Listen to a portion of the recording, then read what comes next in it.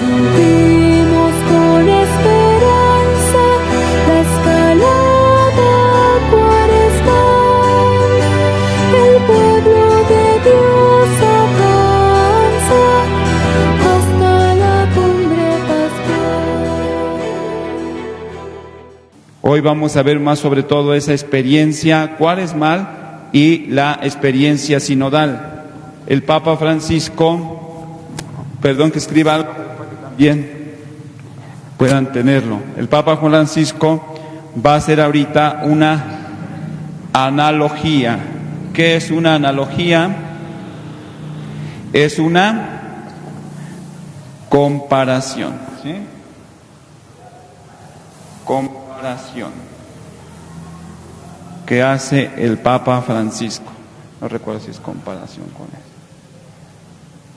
Comparación, ¿sí? Entonces, Papa Francisco hace una analogía, hace una comparación, ¿sí?, de la transfiguración del Señor, transfiguración del Señor en el monte Tabor,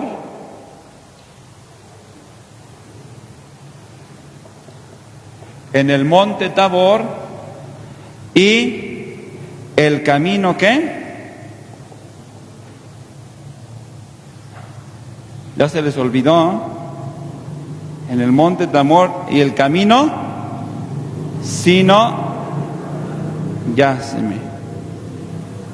y el camino sinodal que está viviendo la iglesia, ¿sí? Le podemos poner aquí abajo que vive toda la iglesia. Vamos a ver ahorita cómo está esto. Esto es lo que sobre todo vamos a reflexionar. Esta analogía que es una comparación, ¿verdad?, de la ascesis cuaresmal y la transfiguración del Señor. Estas dos las vamos a comparar de estas vamos a comparar para entender el camino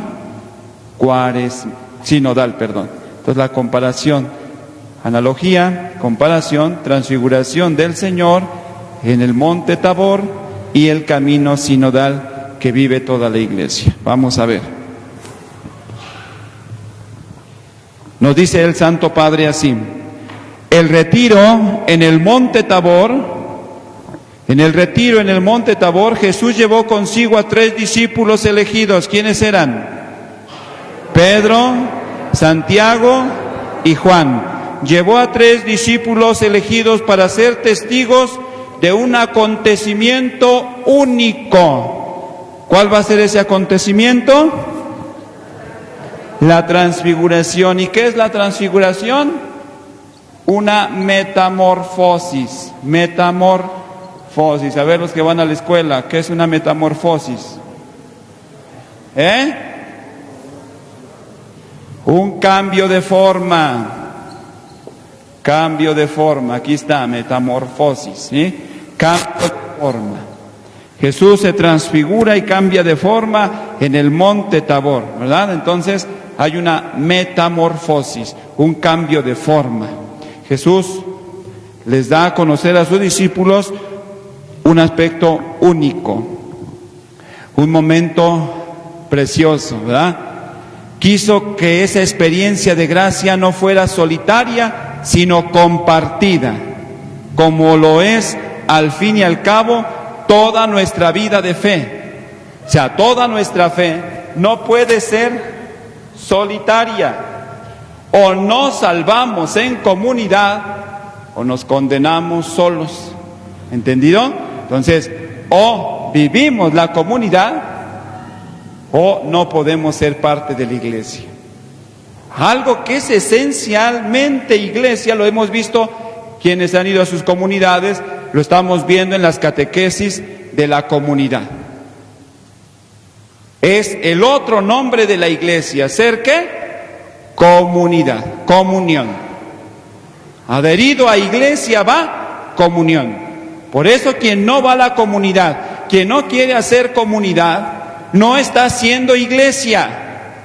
Entiéndanlo, así como nos dice el Papa Francisco, métanselo en la cabeza, ¿verdad? Papa Francisco así siempre nos dice, métanselo en la cabeza, ¿verdad? Nos hace así, ¿verdad? Entiéndanlo. Si no se vive la comunidad, no estamos haciendo iglesia. La iglesia solamente se puede entender en comunión. Por eso entonces dice, no quiso solo, se trajo a Pedro, Santiago y Juan, ¿verdad? Para que les mostrara su gloria ahí en el monte Tabor. Y dice, como lo es en fin y al cabo toda nuestra vida de fe. A Jesús hemos de seguirlo juntos. No lo podemos seguir cada quien por nuestra parte, individualistas.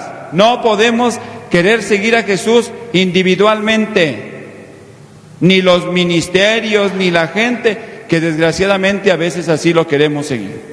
A Jesús no lo podemos seguir individualmente, como a veces escuchamos en las personas mayores, ¿verdad? Que no quieren encontrarse con el Señor, que no quieren tener un encuentro, un compromiso en la iglesia, y lo primero que dicen, esa es mi fe, así déjamela, yo así lo vivo, yo así aprendí y así voy a morirme.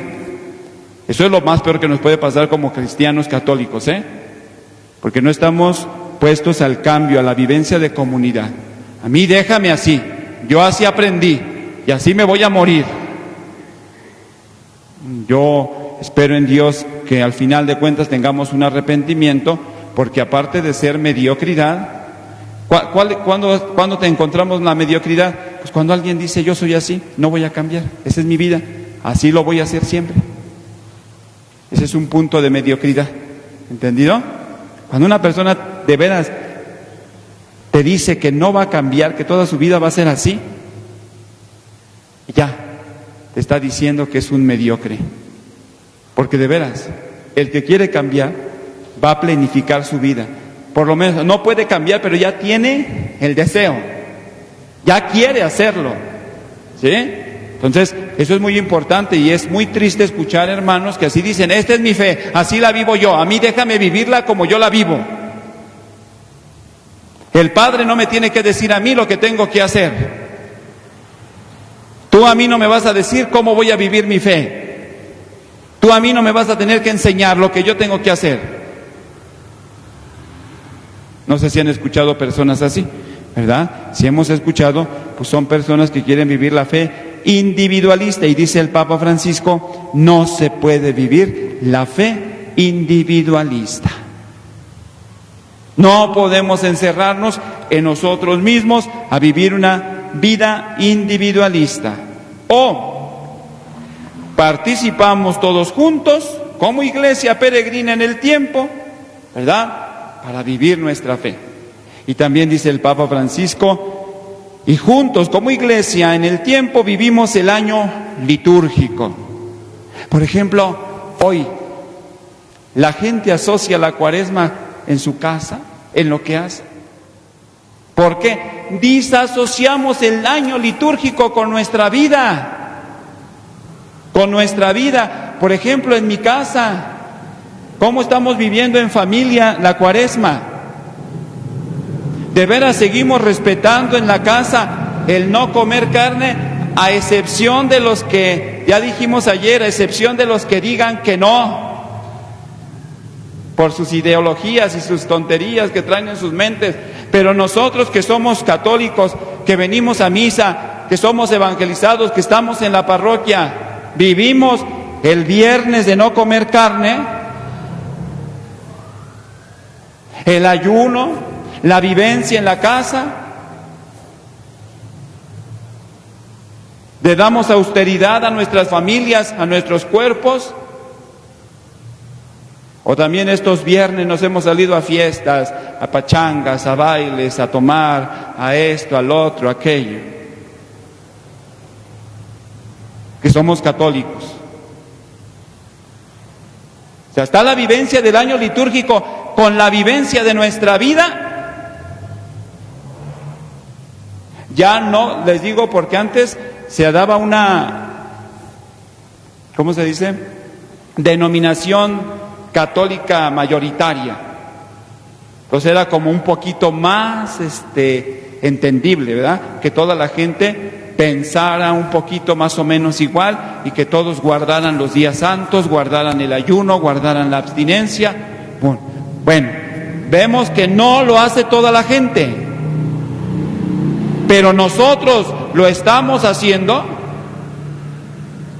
Yo en mi casa veo que mi familia, que se dice católica, deja de estar ahorita haciendo bailes, tomaderas, fiestas, reuniones austeras para vivir la Cuaresma.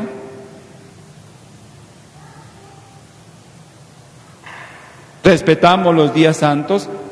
Ustedes se dan cuenta el Viernes Santo que subimos al tanque al Parque Nacional. Y ahora, gracias a Dios, quieren cerrarle el ojo al macho, ¿no? Ya nada más pasa el Vía Crucis, ya no están los puestos. Pero bajamos todos y hay todos chelas, carnitas, demás, tacos. ¿De qué sirve esa hipocresía? Es que, padre, ¿usted sabe cómo están las necesidades? Sí, pero si todo el año fuera un tianguis ahí, voy de acuerdo. Pero es un día de respetar como católicos. ¿Entendido? Entonces vean cómo lo que yo quiero hacer es que disasociamos, o sea, una cosa es la que estamos viviendo en la iglesia, otra cosa es la que se vive allá afuera, otra cosa es la que vivimos en la casa y otra cosa es la que vivimos en los diferentes lugares. Por eso precisamente yo busco que no haya celebraciones sabatinas en tiempo de Cuaresma. Entonces les pido que también de aquí lleven la vivencia a su casa, así como lo estamos haciendo ahora con la corona de Adviento a la casa, con la Navidad a la casa. ¿A poco la Navidad que vivimos aquí no se transporta a la casa? Claro que sí. Si termina en otra cosa en la casa ya es su problema, pero se transporta a la casa, ¿no? Que algunos ya viven otro tipo de Navidad, pues ya es eso, ya es otra cuestión, ¿sí? Y así también la Cuaresma. Pero no sé si me estoy dando a entender, no quedarnos en los tradicionalismos, en las cosas solamente de que tenemos que cumplir, dejar de comer carne, hacer ayuno, etcétera, ¿sí? Sino la vivencia, dice el Papa Francisco. Vivimos el año litúrgico y en él tenemos que vivir la Cuaresma, caminando con los que el Señor ha puesto a nuestro lado. Eso es otra cosa muy hermosa. Vivimos la Cuaresma, estamos en un proceso ¿qué? Sinodal, en un camino sinodal. Y dice, y al vivir la Cuaresma, que es un tiempo de sacrificio, de renuncia, también tenemos que vivir con los que están a nuestro lado. ¿Cómo, padre? ¿No te cuesta vivir con tus familiares a veces? ¿Con las personas de la parroquia? ¿Con los que viven en comunidad? ¿Con los que viven en el ministerio? ¿No te cuesta caminar con ellos? Por eso dice el Papa Francisco, en la Cuaresma, caminando con los que el Señor ha puesto a nuestro lado como compañeros de viaje. Análogamente, lo que les decía, la comparación, análogamente al ascenso de Jesús y sus discípulos al monte Tabor, podemos afirmar que nuestro camino cuaresmal también es sinodal, porque tenemos que caminar con toda la iglesia. O sea, esta Cuaresma no se puede caminar sola. Tenemos que caminarla personal y comunitaria. Es personal y comunitaria. Y a la vez que la camino personal y comunitaria, subimos todos. Porque todos nosotros vamos a renovar nuestros sacramentos en la noche santísima de Pascua. Bueno, espero que se confiesen. Espero que se preparen. Porque este es otro problema. La gente nada más viene para encender el cirio, pero no entiende qué significa renovar sus sacramentos. Mucha gente dice, por mi cirio, para las lluvias, para las tempestades, como igual la palmita del ramo, ¿no? Mi palmita, y no entienden cuál es el verdadero significado. A veces le ponemos significados supersticiosos y no la vivencia. Por ejemplo, ¿qué vamos a hacer todos los cristianos católicos en la noche de Pascua? Renovar nuestra fe. ¿Y cómo la estamos renovando? Con esta preparación cuaresmal. ¿Sí? Y entonces, dice el Papa Francisco, análogamente, así tenemos que ascender como en la transfiguración con Cristo, y podemos afirmar que el camino cuaresmal es sinodal porque lo hacemos junto con la misma senda, discípulos del único Maestro, y sabemos de hecho que el mismo es el camino, y por tanto, en el itinerario litúrgico, como en el sínodo, la Iglesia no hace sino entrar cada vez más plenamente y profundamente en el misterio de Cristo Salvador. Hay una cosa aquí muy hermosa que la gente no entiende. Entrar profundamente, dice el Papa, plenamente en el misterio de Cristo Salvador. O sea, vivir la pasión, muerte y resurrección del Señor, dice, vivirla.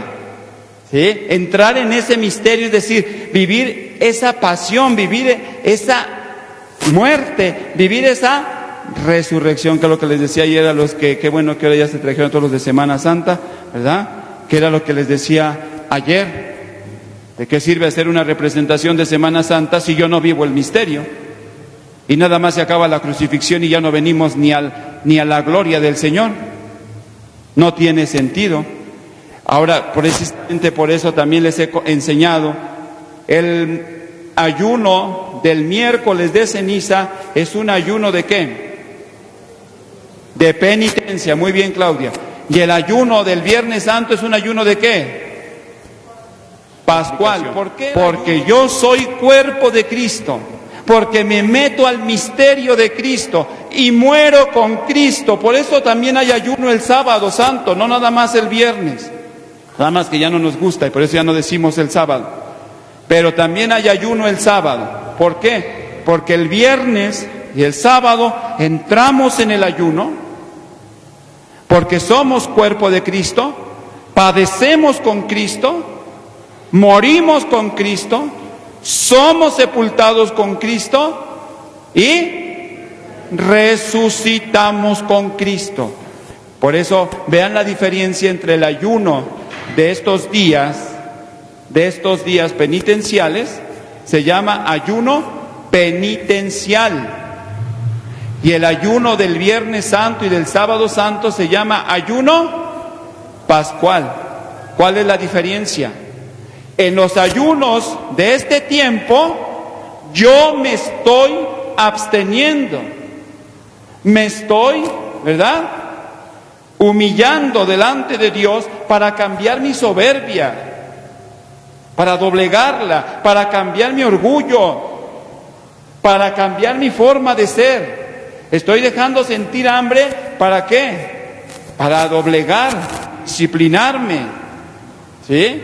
Es un ayuno penitencial, es un acto penitencial el que haga, ya sea el Vía Crucis, lo que haga para mi conversión personal. También debo de pedir comunitaria, personal y comunitaria, pero para mi conversión personal. ¿Sí? ¿Y qué pasa el Viernes Santo y el Sábado Santo?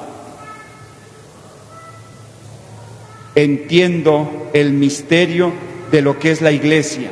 ¿Qué es la Iglesia? Entiendo el misterio de lo que es la Iglesia. ¿Qué es la Iglesia?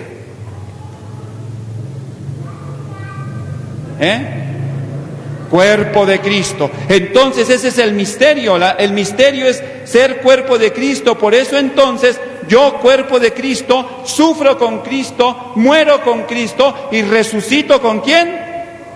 Con Cristo. ¿Se acuerdan cuando San Pablo se convirtió? ¿Qué le dijo el Señor? ¿Qué le dijo el Señor Jesús a Pablo? ¿Por qué me persigues? ¿Y a quién estaba persiguiendo San Pablo? A los cristianos, a la iglesia. Entonces vean cómo cuando hacemos cosas, Cristo está entre nosotros. Cristo, nosotros somos el cuerpo de Cristo. Por eso le dice Pablo, ¿por qué me persigues? ¿Y quién eres tú? Yo soy Jesús al que tú persigues. Y Pablo estaba persiguiendo a los cristianos. Cristo ya había vencido. Cristo ya no estaba. ¿Entendido? Entonces, fíjense cómo en el misterio ahí está Cristo. Por eso hay Papa. Cristo es el mismo camino de los discípulos, del único maestro. Sabemos de hecho entonces que Él mismo es el camino, y por eso, tanto en el itinerario litúrgico como en el del sínodo. Muy bien, entonces sigamos, ¿sí? Y llegamos entonces al momento culminante. Dice el Evangelio que Jesús se transfiguró en su presencia con ellos.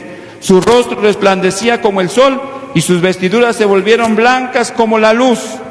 Aquí está la cumbre, la meta del camino. Por eso es muy triste, ya les decía ayer, que muchos vengan a la ceniza, el miércoles de ceniza, se pongan ceniza, y en la Semana Santa andan en la playa, andan de fiestas, no están viviendo su fe. Ni siquiera vienen actos sagrados. ¿Sí? Muchos toman ceniza y no suben la escalada cuaresmal. Hay que llegar a la cumbre. ¿Y a quién nos vamos a encontrar en la cumbre? A Jesucristo, a una vida nueva, a una vida transformada, a una vida resucitada, que tiene que llenar de emoción, de alegría nuestra vida, nuestra persona.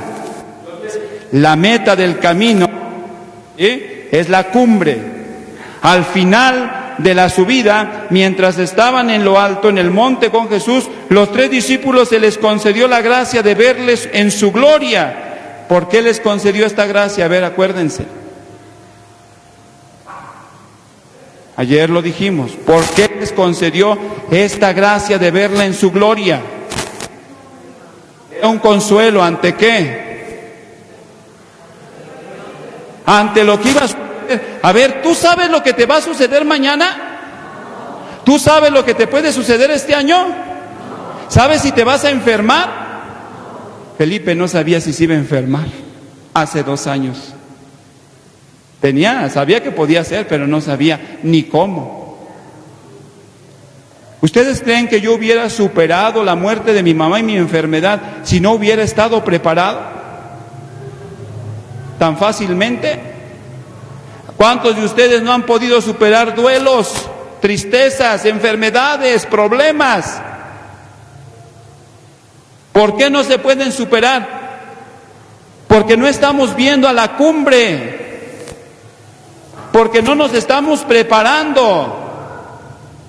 ¿Sí? Entonces, precisamente los discípulos, Dios los lleva consigo para prepararlos ¿ante qué? Ante la maldición de la cruz. Padre, ¿por qué habla de la maldición? Porque la cruz era la del maldito. El maldito va a estar colgado en la cruz, el maldito infernal, el maldito criminal. Y eso no lo entendían los discípulos, no les entraba.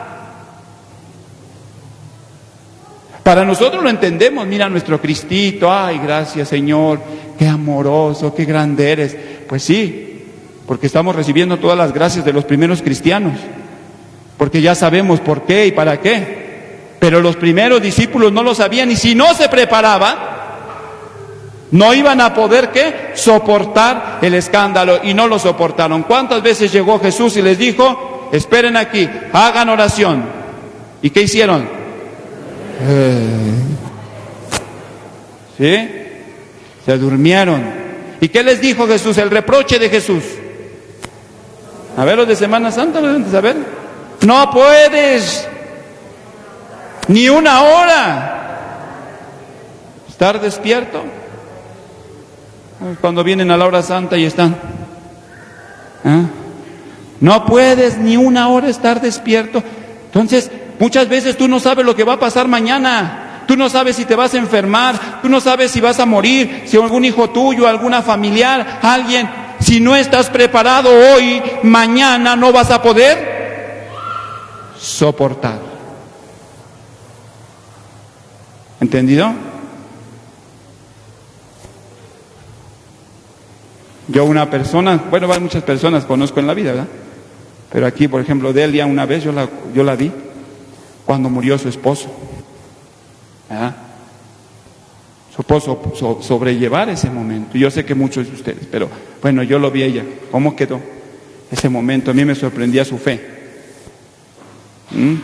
Cuando muere el ser amado, cuando muere el hijo, cuando mueren las personas más queridas, cuando se enferma uno, ¿estás preparado para tu enfermedad? ¿O vas a ser de los que le va a gritar a Dios: tú no existes porque no me has curado? ¿Estás preparado ante esos momentos trágicos de la vida, donde si no tienes a Dios, una vida espiritual, un ejercicio espiritual, una vida de verdad, vas a afrontarlos? ¿O vas a ser de los primeros que te alejas de Dios, dejas de creer y tu vida vive sin sentido? Ante los problemas que tengas en la vida, ante los pecados, ante los sufrimientos que te encuentres en la vida, ¿o crees que toda la vida por seguir a Jesús va a ser así? No, ya dijimos ayer que hay pruebas de Dios y del diablo. Ya lo dijimos ayer. Entonces, por eso Jesús los lleva, para que entren a la meta, para que vean, para que tengan fuerza. Entonces ya vamos viendo por qué hay que subir la escalada cuaresmal, ¿verdad? Entonces hay que subir, porque te vas a encontrar unas duras pruebas en la vida que solo de la mano de Dios, si subiste a la montaña, las podrás superar.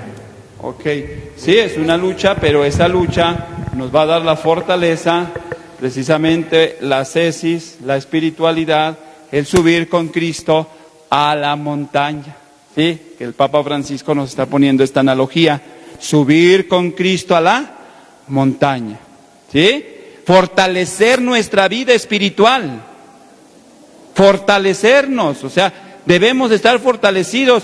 Algunos dicen: ¿por qué tengo que ir a misa diaria? O sea, qué aburrido ir a misa diario, ¿verdad? Qué aburrido estar en oración los jueves.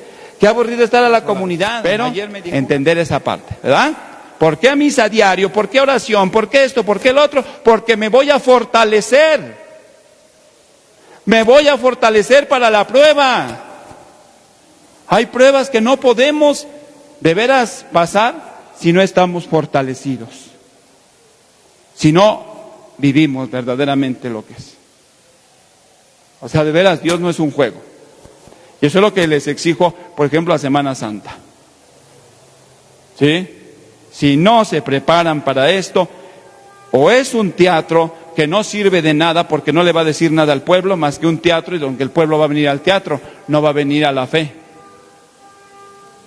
O no van a poder terminarlo con fortaleza espiritual. Ay, qué cansado, ay, sentí re feo, me pega, ay. ¿Ah? Pero no terminar con fortaleza, ¿qué? Espiritual. Y eso también pasa en los retiros, ¿eh? Eso también pasa en los retiros, eso pasa en todo en la iglesia, en la vida sacerdotal. Si no estamos fortalecidos, no podemos hacer bien las cosas, ¿sí? Entonces, nos dice el Papa Francisco: aquí está la cumbre, la meta del camino. Al final se les concedió la gracia de verle en su gloria, resplandeciente de luz sobrenatural. Otra cosa, ¿no? Una palabra muy fuerte: sobrenatural, porque nosotros no estamos buscando solo lo natural. Por eso, aguas, a veces creemos que estamos buscando lo natural. No, estamos buscando también lo sobrenatural, y lo sobrenatural va más allá de lo que nosotros vemos.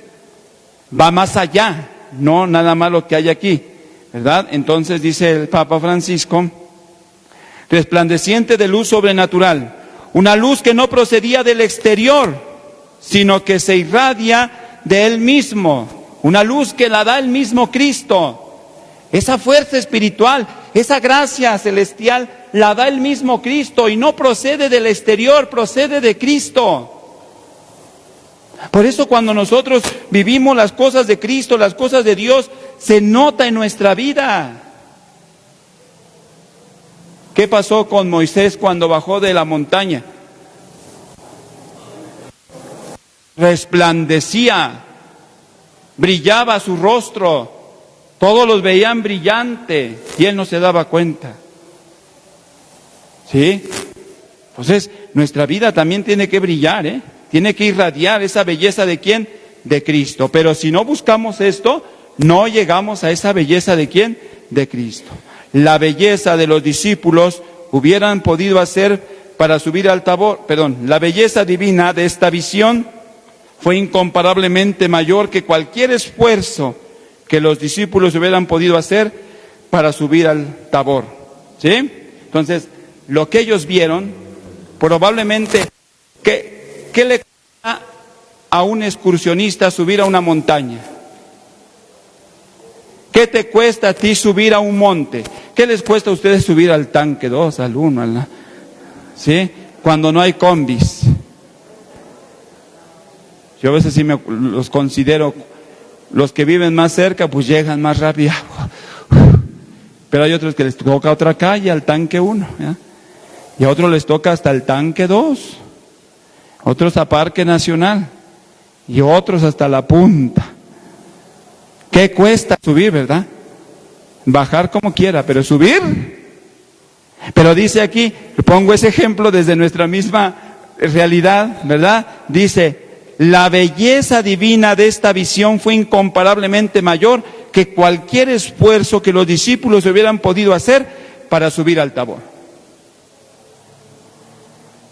¿Sí? Qué hermoso cuando puedes superar un problema con Dios. Qué hermoso cuando sabes que Dios está a tu lado. Qué hermoso cuando sabes que de veras, con la gracia de Dios, superaste los momentos más difíciles de tu vida.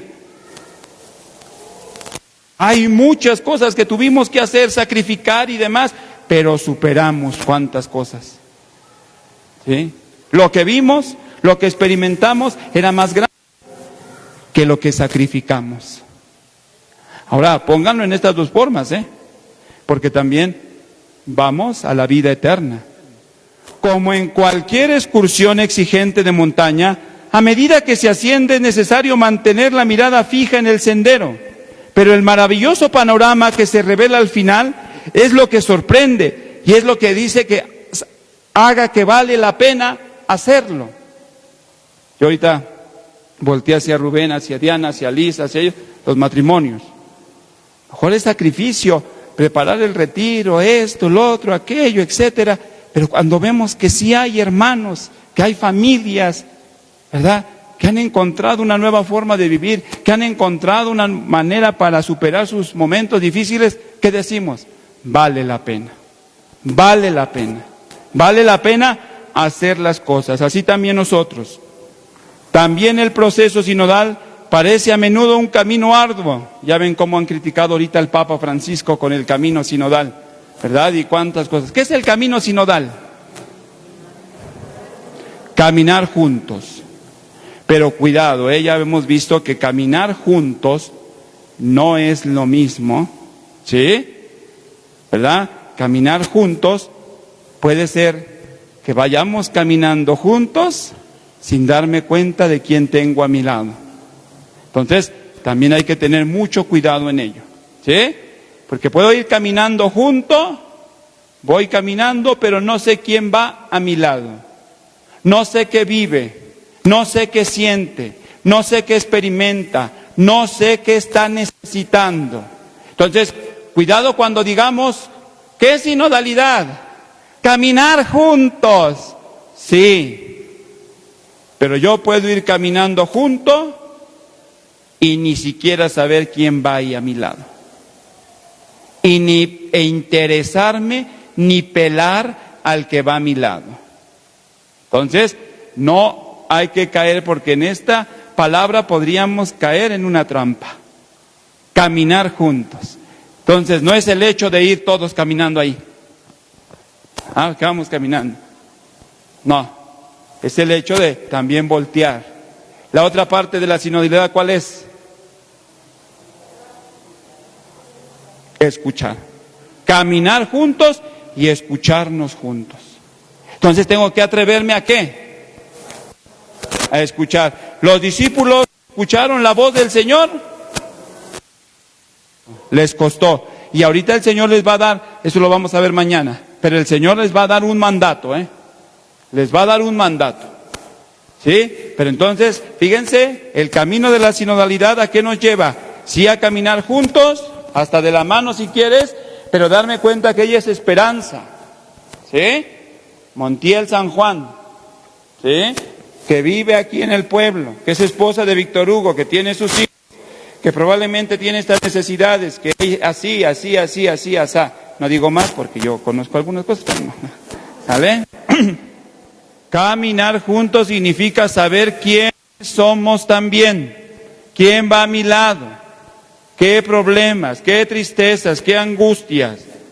Si no, no se hace la comunidad, no se hace la fraternidad. Y escucharnos. Tengo que pararme a veces, porque a veces venimos a la misa de comunidades, a los domingos, a la comunidad, y ni siquiera te paras a preguntarle a alguien, ni a saludarlo. ¿Sí? Entonces, dice el Papa, ay Dios, cubro bocas porque tengo tos. Entonces, qué bueno.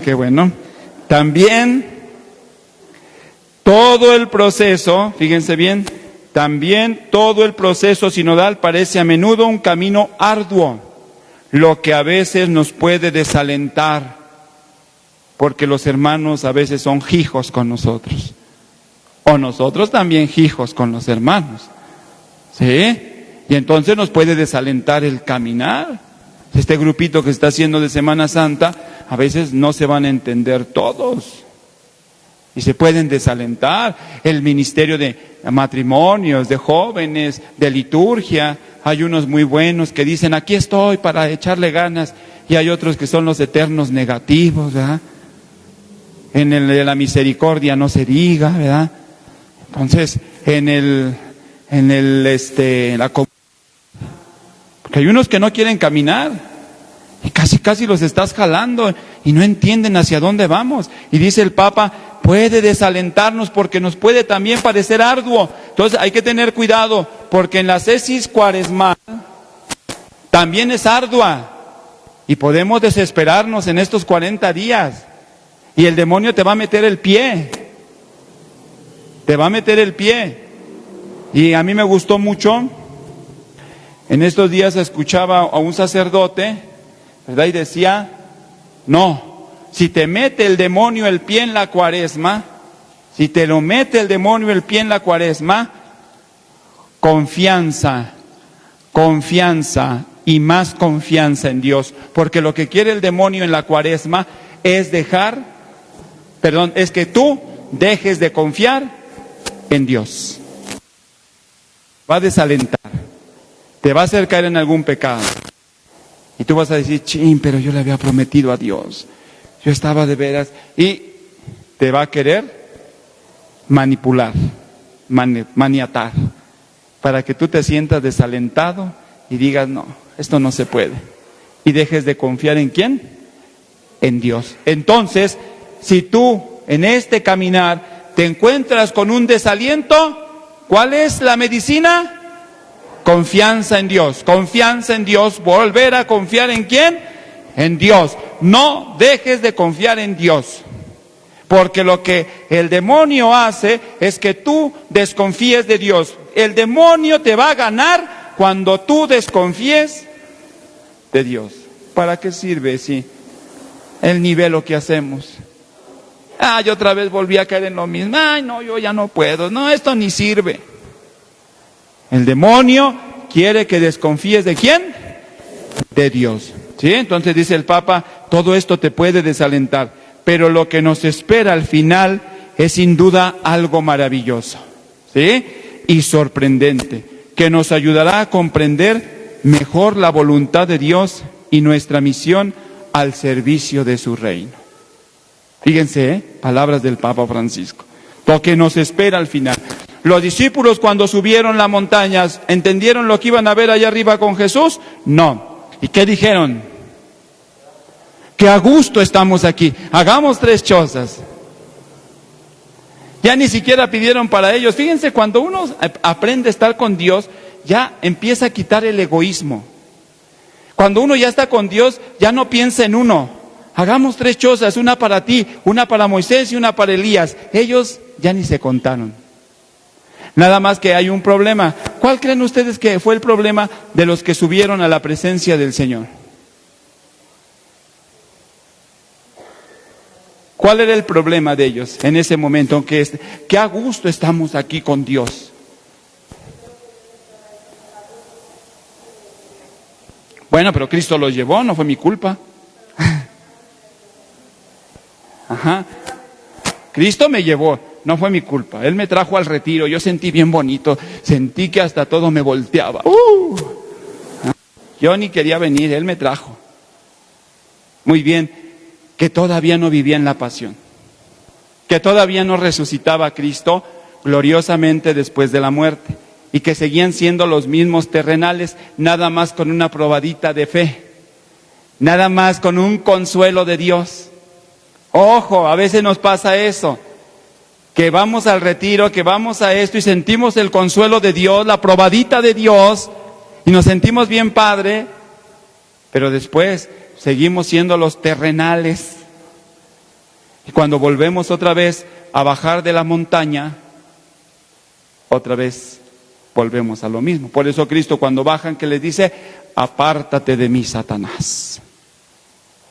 Porque que a gusto es estar con Dios mientras no hay compromiso.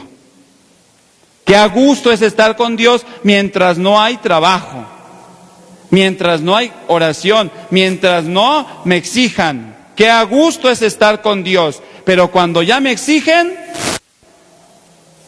qué difícil es estar con Dios. ¿Que usted no cree que tengo familia? ¿Que usted no piensa que yo también tengo trabajo? ¿Que usted me quiere tener todo el día de monje aquí? No, porque el día que tú te vengas todo el día aquí a la iglesia de monje, que ojalá y fuera cierto, porque eso es un chisme, ni siquiera vienes 1 hora a misa en la tarde. ¿Eh? Ay, es que el Padre ya nos quiere tener de monjas en la iglesia. ¿Cuándo han estado todo el día aquí?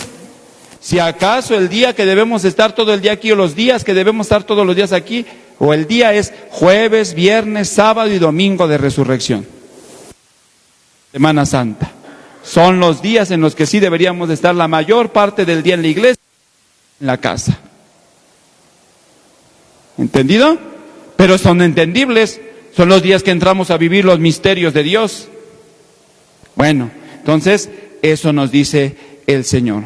Muy bien, entonces les voy a pedir, ¿verdad?, a que ahorita, así como el día de ayer, para que tengamos un breve dialoguen sobre esto que hemos meditado en este momento, ¿verdad? Vean cuáles son los obstáculos que a ti te impiden seguir al Señor. O cuáles son a veces también los pretextos que pones para seguir a Dios. Y otra muy importante, ¿no? Creo estar preparado espiritualmente en el momento de la prueba, ya sea de Dios, de la vida o del demonio. Porque te prueba Dios, te prueba el demonio y te prueba la vida. Hay unas pruebas también de la vida, ¿eh? De verdad. Acuérdense lo que les he dicho. Dios perdona todo. ¿Sí? El hombre perdona algunas cosas, pero la vida nunca te perdona. Te pagas lo que le haces. Lo que haces lo pagas. La vida nunca perdona. Dios perdona todo. El hombre a veces, pero la vida nunca. La vida sí te va a decir, págame lo que me debes. Aguas, ¿eh? Ay, no, Diosito siempre me ama y me perdona. Pues qué bueno. Pero agüitas porque, ¿sí? Los hombres algunas veces perdonamos porque somos bien rencorosos. Ya de repente perdonamos porque nos acordamos que somos cristianos. ¿Eh? Pero la vida nunca te perdona. ¿Sí? Esa sí nos cobra hasta el último centavo.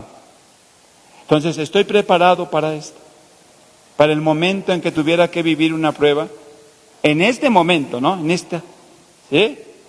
Y así poder llegar a la montaña santa, pues a ver. Por favor, ¿sí? Entonces, vamos a terminar el último punto. La experiencia entonces de los discípulos en el monte Tabor se enriqueció aún más cuando, junto a Jesús transfigurado, aparecieron dos personajes. ¿Se acuerdan quiénes eran?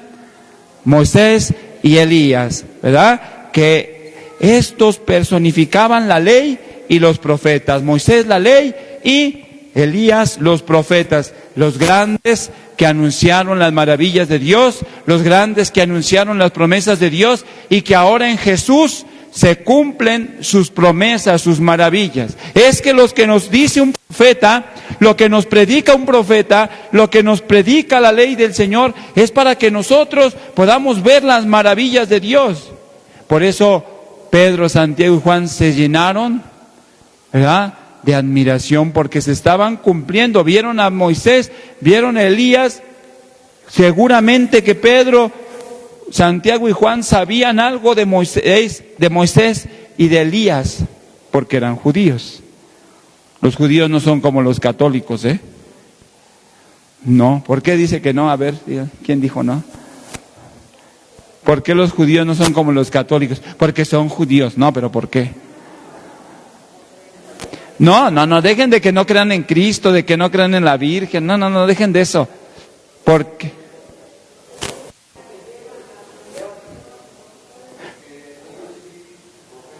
son estrictos en su fe, que llegan al fariseísmo a veces, pero son estrictos en su fe, conocen su fe, aprenden su fe, leen la Torá. Ellos no pueden dormir sin leer la Torá, sin enseñarle a sus hijos la Torá, los 10 mandamientos, y enseñarles bien la ley del Señor, y hacer oración y entender. Los judíos son disciplinados, y por eso a veces también son hasta canijos, ¿sí?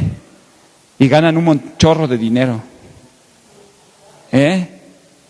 pero le dan su lugar a Dios siempre. Entonces, nosotros somos el nuevo pueblo de Israel. Nosotros somos los nuevos israelitas, pero a veces somos, Dios guarde la hora. Entonces, por eso ellos tenían que haber conocido ¿a quién? Tenían que haber conocido ¿a quién? A Moisés y a Elías. Y entonces se alegraron de ver que se cumplían las promesas. La novedad de Cristo es, dice el Papa, el cumplimiento de la antigua alianza y de las promesas. Es inseparable de la historia de Dios con su pueblo y revela su sentido profundo. Una cosa muy importante, hermanos, no desliguemos. El mundo de hoy desliga a Dios de la historia. Nosotros desligamos nuestra historia como si estuviera separada de la historia de la salvación. Hay que aprender a ver con ojos de fe nuestra historia humana. Dios también actúa y también se hace presente en la historia humana. Por eso hoy preguntan en el Face si vieron el carnaval de Brasil, ¿verdad? Si han visto lo que pasó en Brasil y vieron lo que vino después, ¿verdad? Y que están sufriendo todavía, ¿verdad? Cuánto diluvio y cuánta cosa, y cómo se fue casi medio país, se destruyó, ¿verdad? Porque retaron a Dios. Alguien dijo, fue algo cualquiera. Pues no. Dios también actúa en esas formas. Dios también está presente en medio de la historia.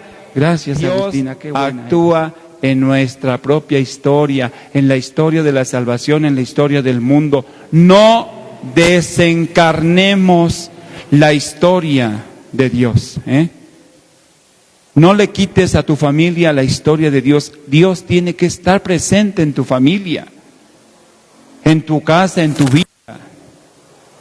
Allí Dios te está hablando también a ti, en tus problemas, en tus dificultades. Fíjate qué te está diciendo Dios, de qué te está hablando Dios en tu enfermedad, qué te está pidiendo Dios en tus momentos difíciles. No saques a Dios. Sí, Dios, dice el Papa Francisco, dice el Papa Francisco, ¿verdad?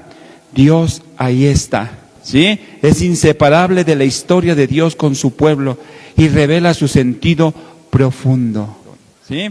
Entonces dice el Papa, de manera similar, El camino sinodal está arraigado en la tradición de la Iglesia y al mismo tiempo abierto a la novedad. Entonces, ojalá que también nosotros nos demos cuenta de ello. La tradición es fuente de inspiración para buscar nuevos caminos, evitando las tentaciones opuestas del inmovilismo y de la experimentación improvisada. Que nos dice el Papa Francisco que en este camino sinodal, así como estamos ahorita en el camino cuaresmal, también en el camino sinodal, vayamos experimentando la presencia de Dios y que la tradición, ¿verdad? Es que ahorita hay un problema en la iglesia, no sé si se han dado cuenta, el problema en la iglesia es los tradicionalistas y los liberalistas. Nosotros no debemos ser ni liberales ni conservadores. También en la iglesia hay esas dos cuestiones, los tradicionalistas y los liberalistas. Y es un problema que hoy se está dando. En Alemania se está peleando, ¿verdad? Unas cuestiones que llevan ya a cuestiones heréticas. En las ideologías que se están metiendo en las iglesias, hay que tener cuidado. En México, por eso es importante que dice el Papa Francisco, aquí, es ya lo último, dice el Papa Francisco, de manera similar, el camino sinodal está arraigado en la tradición de la iglesia y al mismo tiempo abierto a la novedad. Una cosa muy importante que siempre les he dicho, en la iglesia la esencia no cambia, cambian las formas, ¿sí? Hoy el mundo está cambiando porque cambiamos de época, hoy hay muchos momentos de cambio, ¿sí? Ha cambiado muchas cosas, la familia incluso, hoy hay que comprender a la familia, ya no en el modo tradicional, la familia ha cambiado mucho también. Entonces, hoy la iglesia, ¿qué tiene que hacer? Conserva la tradición de la iglesia, porque no la podemos cambiar, la doctrina de Cristo, esa es esencial, la familia es esencial, pero tenemos que abrirnos a la novedad. Tenemos que entonces buscar caminos para llegar a la familia, para llegar a los jóvenes, para llegar a todos, porque hoy tenemos que abrirnos también un camino para salir al encuentro de los demás. Entonces lo que dice el Papa, ¿verdad? Queriendo aquí dar esa fuerza. Por eso dice, la tradición es fuente de inspiración para buscar nuevos caminos y no quedarnos en la tentación de una iglesia inmóvil, de una iglesia que nada más experimenta cosas improvisadas y que no nos llevan a un proceso de vida cristiana. Si esto lo comparamos ya para terminar con lo que hemos estado viendo aquí, pues eso es lo que tenemos que hacer. Porque a veces nuestra religión, y lo vamos a ver mañana, ya no quiero entrar, nuestra religión se queda en pietismos, en experiencias muy religiosas, muy así, pero no lleva un proceso de vida, a una vida diferente, a una vida de verdadera fe, de entrega, de iglesia. ¿Sí? Mañana lo vamos a ver. Dice el Papa, no se vayan a quedar con experiencias religiosas puramente emocionantes. ¿Qué es lo que pasa? Y lo digo con todo respeto para que estos jóvenes lo entiendan. ¿Qué es lo que puede pasar en esto de la representación del Viernes Santo? ¿Qué es lo que nos puede pasar cuando hacemos retiros? Por eso yo a veces les decía, hay gente que son retiristas. Viene un retiro y les encanta ir al retiro, a la experiencia fascinante del momento, pero no al proceso de la vida cristiana. ¿Se entiende? Al momento que viene la representación, qué bonito, ¿verdad? Qué padre, y todos me van a ver, pero se puede quedar en un pietismo, en una experiencia solamente de un momento, de una emoción.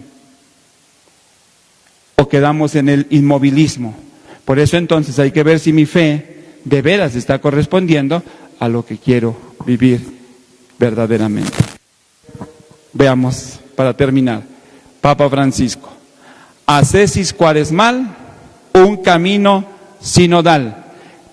Esto es lo que nos dice, así como entramos con Cristo a la Cuaresma para subir y encontrarlo en la noche santa de resurrección y llegar con Él a la gloria de la resurrección, experimentar su presencia, también que esto nos impulse a caminar junto con nuestros hermanos para verdaderamente vivir una iglesia que camina junta, que se escucha, que se atiende, que se comprende entre nosotros, ¿sí? Que lleguemos a ser la verdadera iglesia que hoy se nos está pidiendo a todos, caminar juntos, escucharnos unos a otros, ¿sí?